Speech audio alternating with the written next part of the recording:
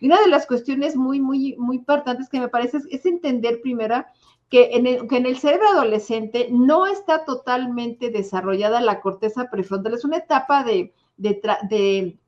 transición en donde todavía no está completamente madura esa parte que permite la evaluación de riesgos, el sentido del impacto, el juicio, el control de estímulos, que no es extraño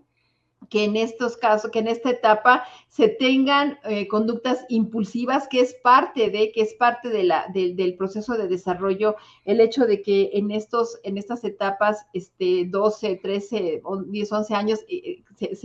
se empiece a expresar este tipo de conductas más impulsivas, más ajenas a la medida de riesgo, que no perciben, no miden el riesgo, que no se tiene una percepción clara del impacto de la trascendencia de algo, o sea, algo que mida cuál es el tiempo, qué pasa si hago esto,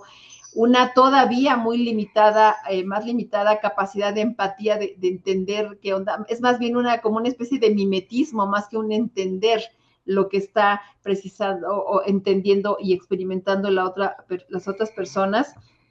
y que también es una etapa en la que se vive una intensidad emocional muchísimo más alta, la parte,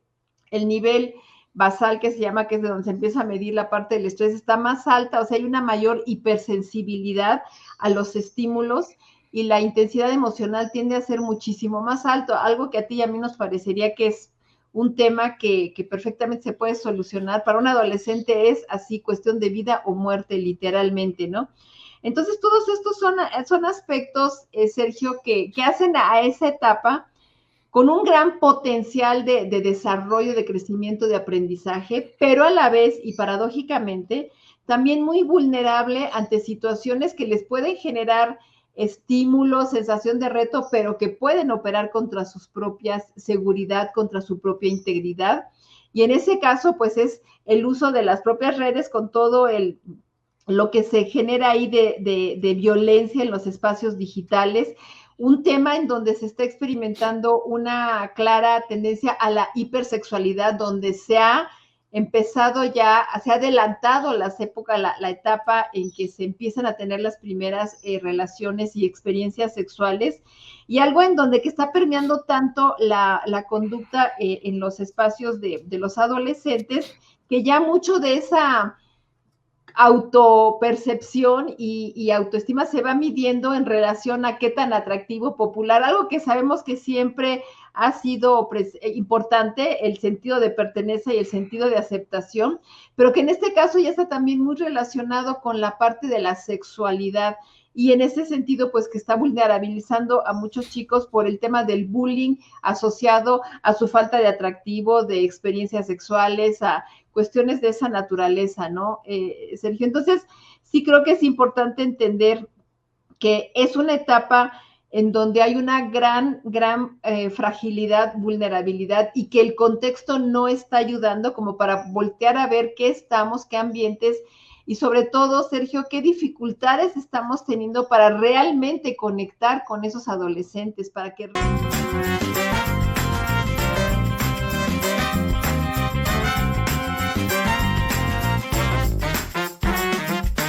Y bueno, pues precisamente siguiendo como con la línea que platicamos con Ana Laura, pues ahora entender también qué pasa, Alicia, con estos temas en donde, pues, como vimos, podía a lo mejor el origen ser un tema sexual, pero no necesariamente. Sin embargo, y aquí es donde yo no sé si es la edad o qué, Alicia, pero me hace preocuparme también más de estos temas, no por mi propia descendencia, sino de lo que está ocurriendo en el mundo, ¿no? Cómo es que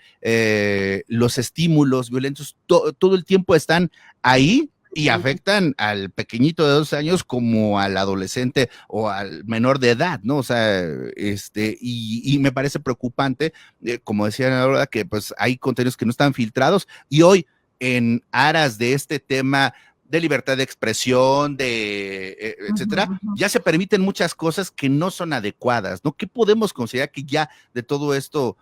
pues es violento, y sobre todo con el tema que propones de el conocer más acerca del cerebro adolescente y el tema de la violencia? ¿Cómo se pueden relacionar y qué podemos darle de atención al respecto? Sí, mira, Sergio, gracias. Mira, yo les propuse este tema precisamente porque les decía que veo que está haciendo mucho ruido esta serie que está ahorita de adolescencia, y desde el hecho de que se trate de un asesinato cometido o que se plantea que fue cometido por un niño de 13 años, como que mucho de la discusión se va en el sentido de que no, pues si ya desde entonces puede ser una persona mala, asesina, criminal, etcétera. Creo que en buena medida muchos de los análisis y criterios, además de las cuestiones técnicas, que tiene una muy buena, muy especial filmografía, pero como que la parte del contenido se está orientando en buena medida en eso, ¿no? De que si un niño puede ser capaz y cómo es que se hace, cómo es que se expresa esa maldad como si fuese algo inherente. Cuando yo creo que también lo que hace la serie es presentar de una manera muy precisa, muy clara, toda la complejidad que hay detrás del desarrollo de estas conductas, del potencial desarrollo de estas conductas, y particularmente el ambiente tan perturbador, tan disruptivo, tan carente de referentes, de sentido de autoridad, de sentido de estructura, que están viviendo los adolescentes, que están en donde están continuamente retroalimentando, y en donde parece ser, que yo creo que es el núcleo también de esta historia, que los adultos se quedan impávidos sin saber ni para dónde jalar o por qué o cómo actuar. En este caso, los padres de familia, las escuelas, las policías, las instituciones, que son las que están socialmente encargadas de conducir, digamos, estos parámetros de convivencia social y de seguridad, ¿no? Para las personas. Entonces, por eso quise plantearles este tema, Sergio, porque yo creo que precisamente a partir de como mencionabas, de los desarrollos de la ciencia y particularmente del campo de las neurociencias, pues se ha podido conocer mucho más de qué es lo que pasa en esos cerebros, de las adolescentes. Y una de las cuestiones muy, muy, muy importantes que me parece es entender primero que en el cerebro adolescente no está totalmente desarrollada la corteza prefrontal. Es una etapa de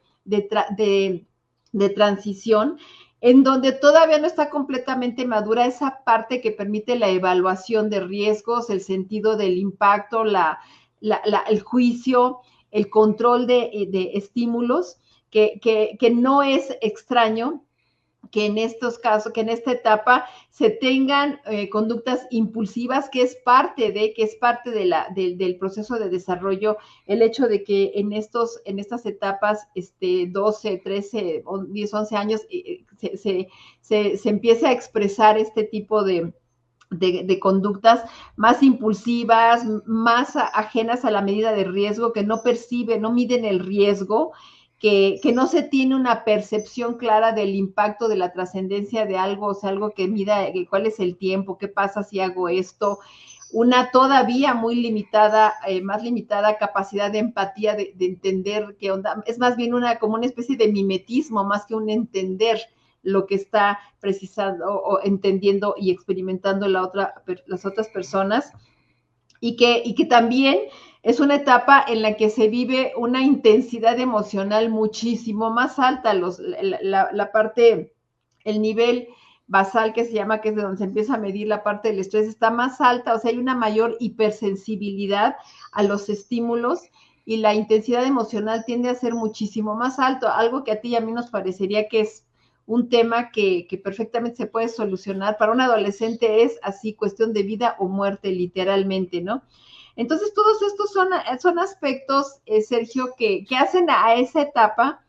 con un gran potencial de desarrollo, de crecimiento, de aprendizaje, pero a la vez y paradójicamente también muy vulnerable ante situaciones que les pueden generar estímulos, sensación de reto, pero que pueden operar contra sus propias seguridad, contra su propia integridad. Y en ese caso, pues es el uso de las propias redes con todo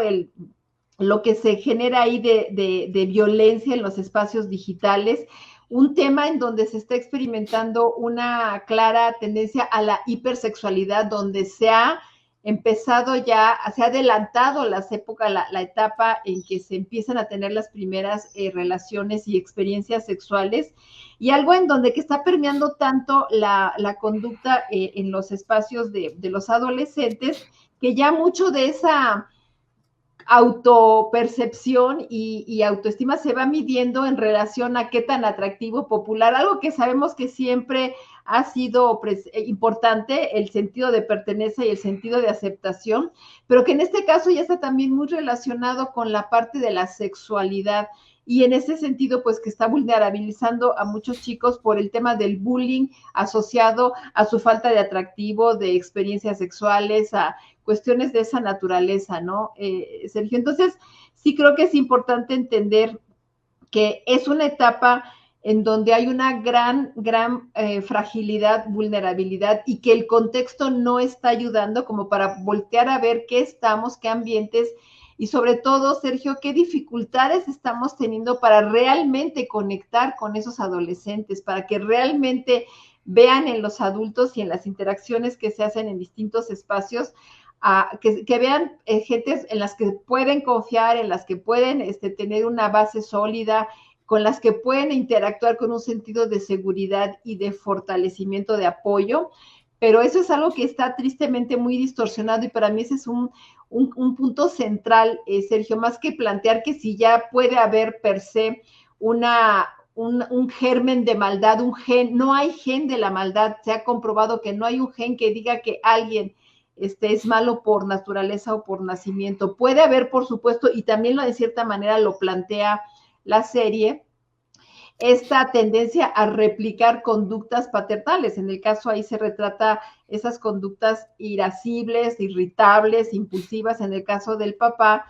Y por otra parte también se plantea de una manera no queda clara con la forma en que hay una relación entre padres e hijo, que en este caso haya un tema de abuso sexual entre los padres al hijo, ¿no? Queda ahí como que medio insinuado cuando se menciona un señalamiento del papá de ser pedófilo, que realmente no hay un sustento en la historia para ver que hay un tipo de abuso de esa naturaleza, pero lo que sí se ve es que el contexto y la forma en que les pega a los chavos esos mensajes que entre ellos intercambias, y a través de un lenguaje que incluso ni los adultos conocen, que desconocemos, porque hay una serie de conceptos que no se manejan ya en el lenguaje de los adultos, como aquello de que eres célibe obligatorio. O sea, hay una serie de términos que los manejan de una manera muy ya cotidiana en las redes, y que están configurando entornos de violencia que pueden llevar a desencadenar este tipo de acciones en personas que, al no tener una madurez cerebral, conductual, una integración de las estructuras que te permiten generar un sentido de ética, de moral, de orden, de control, de manejo y de respeto en los contextos sociales, pues puede realmente generar este tipo de excesos, y con reacciones en donde se niega, que también pueden estar explicadas por aspectos o por momentos de disociación que pueden ser más frecuentes en los adolescentes, precisamente porque todavía no hay una mente bien estructurada, un cerebro maduro, Sergio. Sí, fíjate que creo que el hecho de que haya tendencias en las redes sociales, en la forma de comunicarnos y cuáles son los temas de los que las juventudes hoy están hablando, eso no quiere decir que no tengamos una estructura y un formato de enseñanza y de educación, Alicia, porque creo que las formas son importantes, ¿no? De cómo presentarlo, por supuesto, en nuevos formatos, pero el contenido y la sustancia de lo que se transmite, eso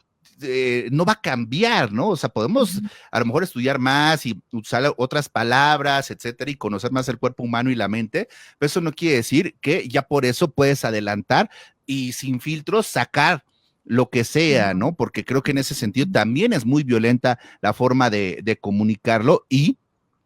si estuviésemos dando pasos adelante, veríamos menos incidencia de violencia en el mundo, pero no, ahora vemos más tipos de violencia. El tema no es que haya bajado, sino que ahora se diversificó, lo que quiere decir que no necesariamente estamos haciendo las cosas de manera adecuada y que deberíamos de seguir teniendo pues el ojo en ver cómo es que lo estamos tratando, ¿no? Claro, claro, o sea, verdaderamente revisar cómo estamos generando estas interacciones con los adolescentes y particularmente, te digo, hay muchas cosas que ahí se retratan, yo no diría que se profundizan y se analizan, algunas quedan así muy mencionadas, muy implícitas, pero que te hablan de esta dificultad de conexión afectiva entre padres e hijos en situaciones en donde pues las familias están también en un sentido de indefensión, las mujeres que están criando solas a los hijos, a las hijas, a los hijos que tienen que están reflejando también estas reacciones extremadamente violentas, pero y creo que eso es algo muy, muy preocupante, Sergio, porque es algo que a mi juicio que obedece a que lo están viendo de una manera muy cotidiana, de una manera muy normalizada, de una manera muy accesible, y no nada más como imágenes, sino como cosas a las que tú mismo puedes acceder. Tú mismo puedes acceder con mucha facilidad a algo con lo que te puedas dañar a ti o dañar al otro, desde armas, sustancias, objetos, palabras, no se diga, acciones, movimientos, o sea, formas de experimentar y de vivir la violencia, de llevarla a cabo, que están ahí todo el tiempo, a todas horas, no nada más en los noticiarios, en donde tristemente ya más del 90% son la nota roja y la violencia que vemos, sino en las redes, en el lenguaje entre los propios adolescentes, o sea, en la hipersexualidad que también expresamos. A muchas veces los adultos ahí lo ilustran con un diálogo entre la mamá y el papá donde hablan de cuando se conocieron y la hija está, no hablen de eso, o sea,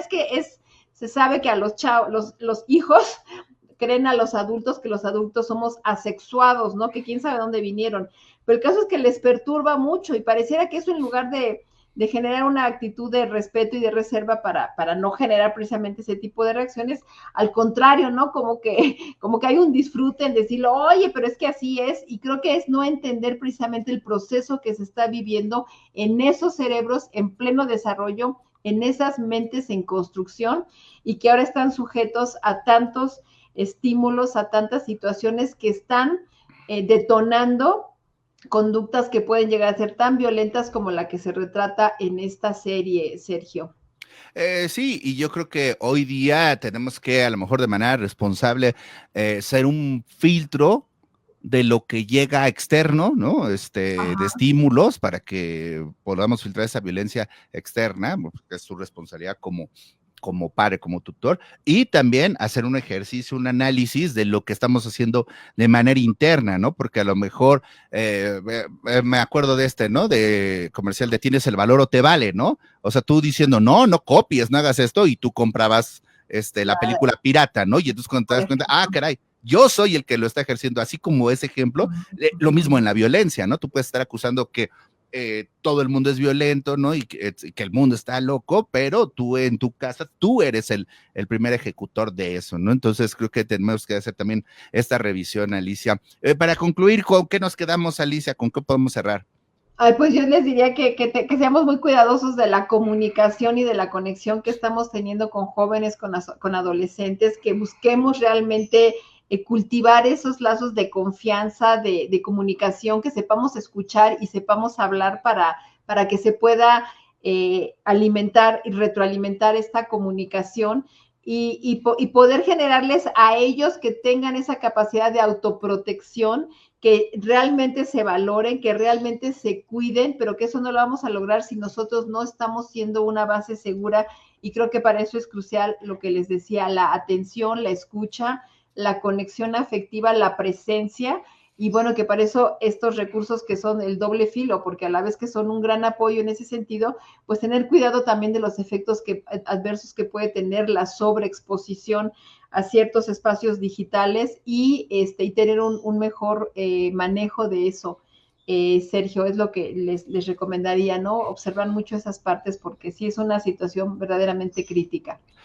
Pues con esto vamos a ir cerrando el programa de hoy. Por acá, Shakari Párez dice, ¿qué plataforma ocupa menos datos para escucharlos? Depende que tengas contratado, pero en realidad se supone que Facebook es el que menos datos generaría. Bueno, ocuparía porque se supone que muchos de los planes ya tiene incluido Facebook. Si me hablas cuál consume menos, pues sería YouTube, consume menos porque está muy bien codificado, pero el tema es que YouTube no necesariamente está incluido en todos los planes de datos, ¿no? Para escuchar en tu teléfono, ¿no? Entonces, por eso digo, depende. Con eso nos vamos a despedir del programa de hoy. Agradecemos a todos los que participaron y que estuvieron mandándonos saludos y haciendo sus comentarios, muy valioso para nosotros. Y bueno, pues recomendarles que no se salgan de la plataforma de ADR Networks. Tenemos programación todo el día, tenemos todo nuestro portal de noticias y de temas de actualidad y por supuesto, como cada lunes, la edición de la revista Cuauhtimedios ya disponible de manera gratuita y que hoy tocamos un tema importante porque pues hace 4 días se cumplieron 5 años del cierre de los aeropuertos, de todo lo que comenzó con este encierro. Parece poco o parece mucho tiempo, según como usted lo quiera ver, pero ya van 5 años de que comenzó la pandemia y todavía seguimos teniendo secuelas, ¿no? Y hoy lo platicamos tocamos 2 o 3 veces el tema, ¿no? Es algo que se quedó muy ahí. Entonces, bueno, pues les agradecemos. Alicia Ortiz, Psicoterapia MF, @Sergio Miranda en todas las redes sociales. Y con esto nos despedimos de la emisión de hoy. Recuerden, están escuchando el Café de las 10 aquí en ADR Networks y nosotros seguimos activando sus sentidos.